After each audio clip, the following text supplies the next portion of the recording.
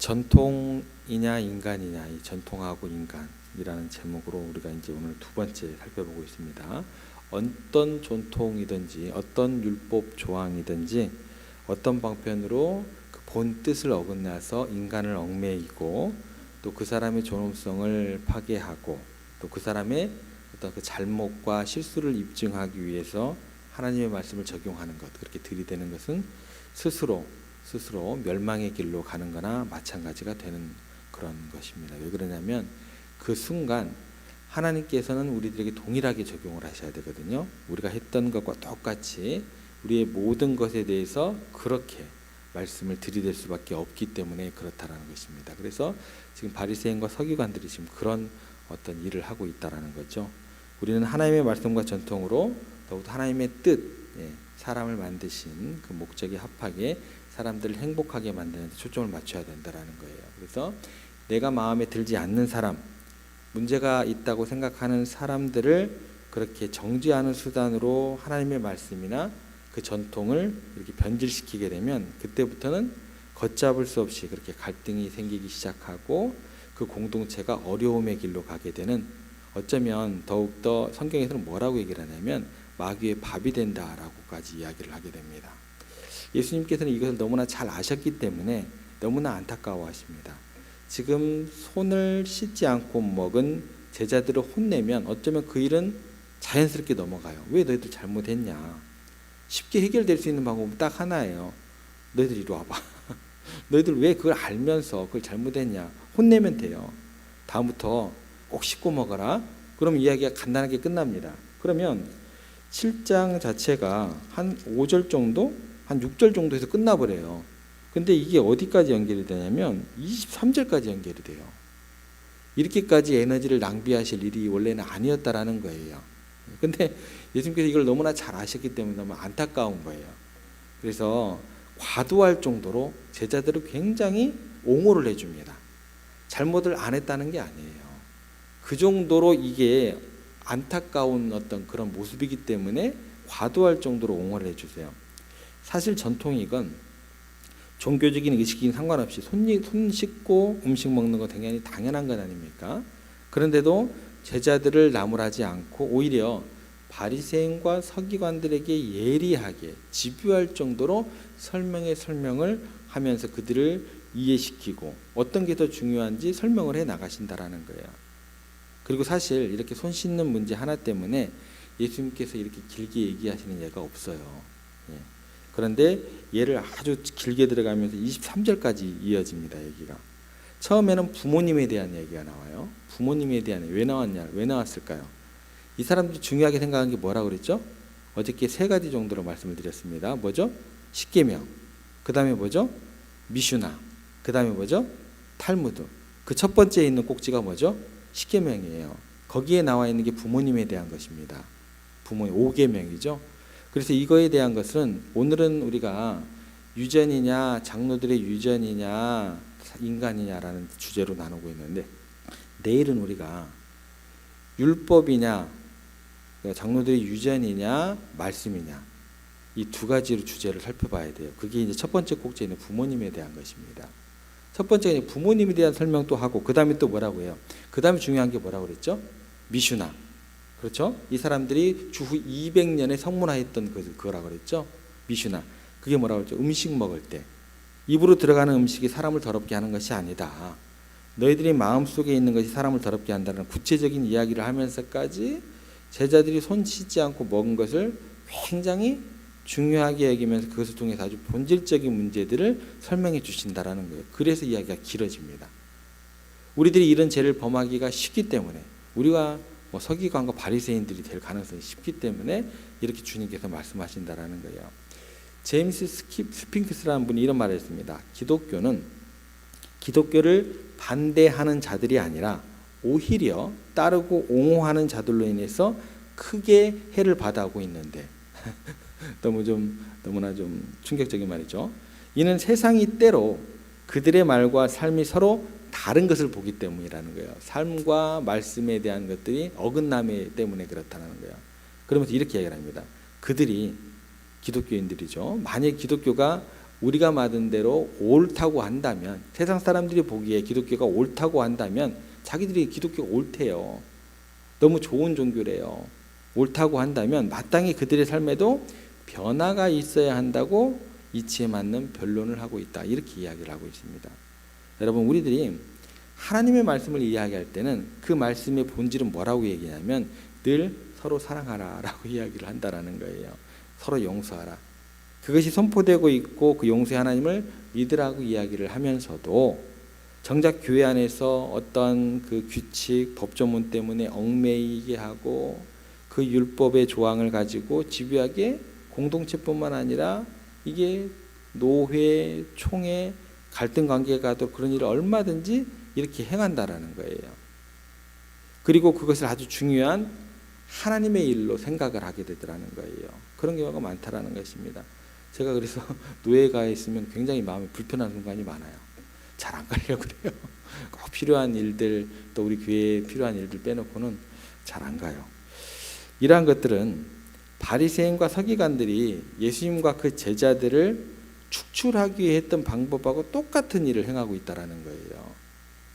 그런데 당당하게 바리새인과 서기관처럼 사명감을 느끼고 있고 그것이 하나님의 일을 온전히 섬기는 일을 생각하느라고 하면서 일체 양보가 없는 일을 제가 보게 됩니다.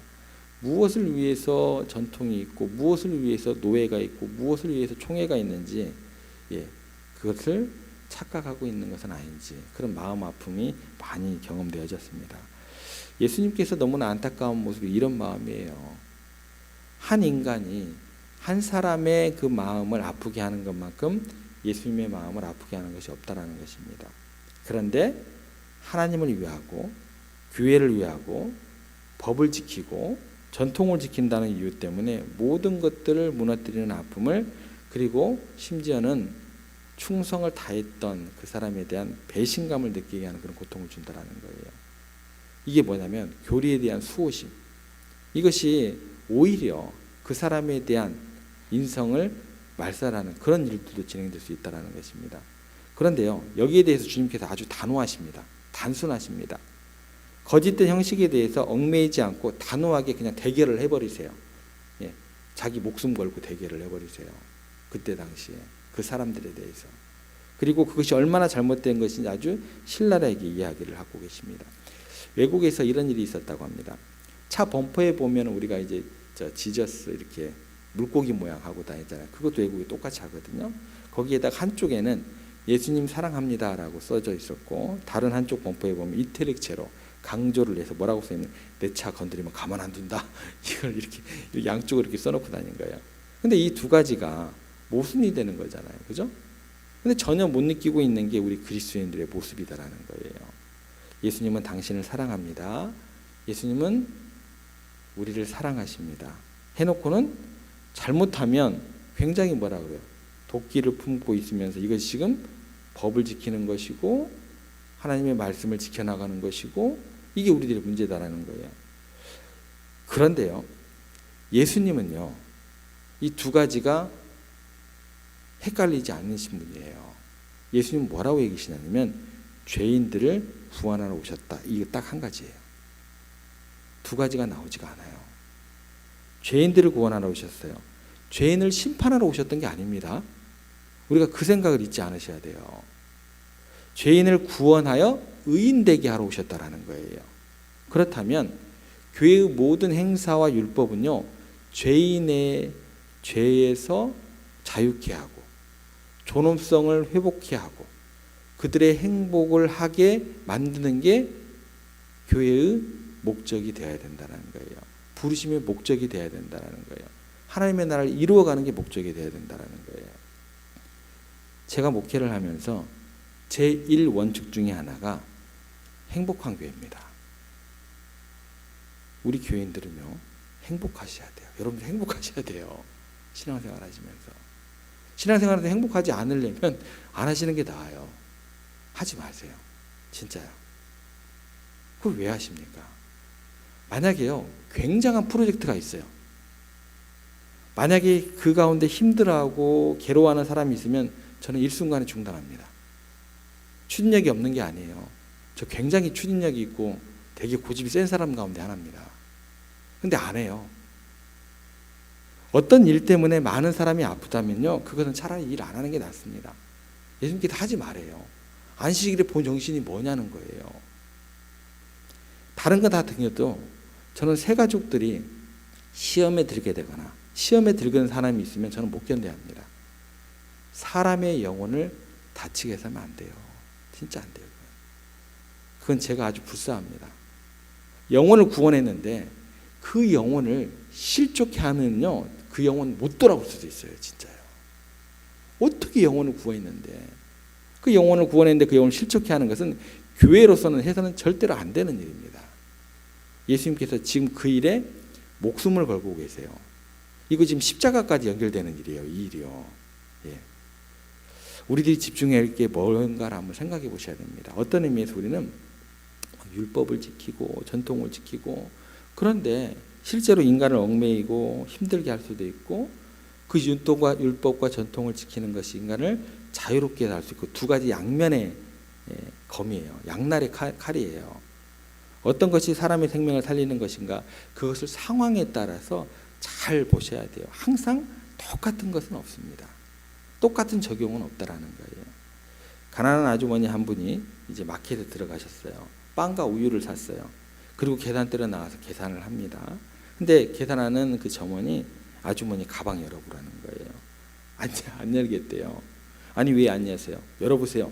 제가 다 봤습니다라는 거예요. 끝까지 붙들고 안 여니까 경찰에 신고를 했습니다. 경찰이 와서 강제로 뺏어서 열었더니 거기에 고기가 한 건 담겨져 있어요. 그러니까 나머지 뭐 우유나 빵은 계산했는데 고기는 이제 계산을 안 한 거죠. 현장에서 체포가 돼가지고 재판에 넘어갔습니다. 선고를 내릴 중요할 찰나 이 재판관께서, 재판장이 법의 정신에 대한 것들을 더욱더 우선시하는 분이었나 봐요. 그냥 판결만 내리지 않고 그 아주머니가 왜 다른 건 계산했는데 고기를 계산을 안 했냐, 돈을 내지 않았냐 물었어요. 근데 이 아주머니가 울면서 얘기를 해요. 오래전에 남편과 헤어졌고 5명의 아이를 기르고 있고 몇 달 동안 애들이 기름진 음식을 먹지 못했고 돈은 딱 그거 살 돈밖에 없었고, 그래서 아이들에게 너무나 고기를 먹이고 싶어서 그런 일을 했다는 거예요. 그 사정을 듣고 나서 재판장이 법을 이렇게 적용을 합니다. 아주머니를 감옥에 보내는 대신에 그 가족이 살기에 적합한 공공집을 제공해주고 연금을 지급받도록 조치를 해주고, 이것이 법의 정신을 실현하는 법조문보다 더 중요한 법을 지키는 거라고 그렇게 선언을 했어요. 요즘도 이런 재판장이 있을까요? 예. 지금요, 바리새인들과 서기관들은 피조물입니다. 피조물로서의 자기들의 한계를 가지고 그 틀을 가지고 예수님의 말씀과 예수님의 그 행동을 조명하다 보니까 예수님의 모든 것들이 어떻게 돼요? 말이 안 돼요. 말이 안 돼요. 다 틀렸어요.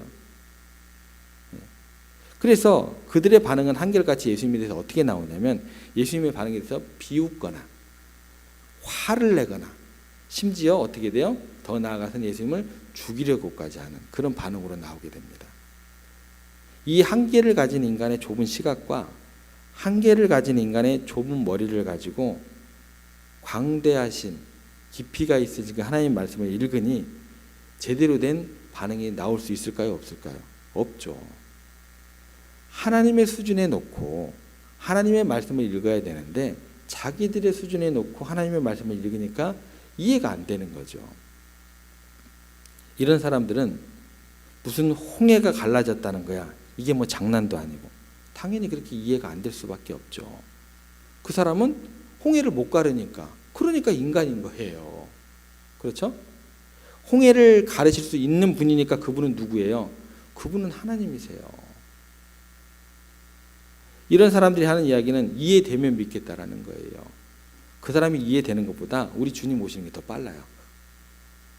그 사람은 이해가 되겠습니까? 그런 식으로면, 이 바리새인과 서기 같은 식으로 하면 차라리 성경을 읽지 않았어야 해요. 차라리 성경을 읽지 말아야 됩니다. 읽으려면 예수님 수준에 맞춰서 그렇게 읽으셔야 된다는 거예요.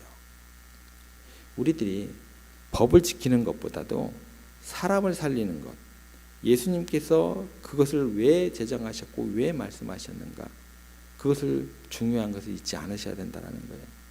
그런 일은 없겠지만 우리 교회에서 정말 말썽꾸러기 같은 사람이 있다고 해보세요. 그 사람도요, 다른 교회에 갔으면 좋겠다라는 마음이 들 수도 있어요. 그 마음 어떻게 하셔야 돼요? 그 마음 내려놓고 기도하셔야 된다는 거예요. 정말 그런 일은 없겠지만 우리 교회 말썽꾸러기 같은 사람도 다른 교회 가는 것보다도 우리 교회에서 감당하는 게 낫다라는 거예요. 그래서 하나님께서 심어 놓으신 것을 이해하셔야 된다는 거예요. 우리 교회 십자가지 하면서 품을 수 있어야 된다는 거예요. 그게 어렵죠.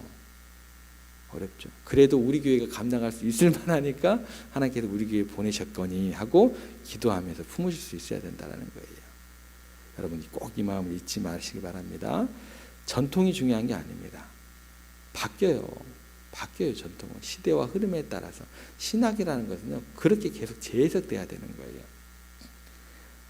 전통이 중요한 게 아니고 마음의 악한 생각보다도 그 마음을 내려놓고 사람이 더 중요하다라는 것이죠.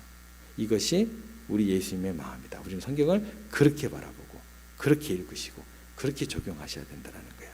그렇게 서로 용납하시고 품어주시는 그런 사랑으로 소문나는, 하나님이 기뻐하시고 성도들이 행복한 교회 되기를 여러분들 기도하시고 그렇게 삶에서 이루어 나가시를 그런 가정과 교회 되시기를 주님의 이름으로 부탁을 드립니다.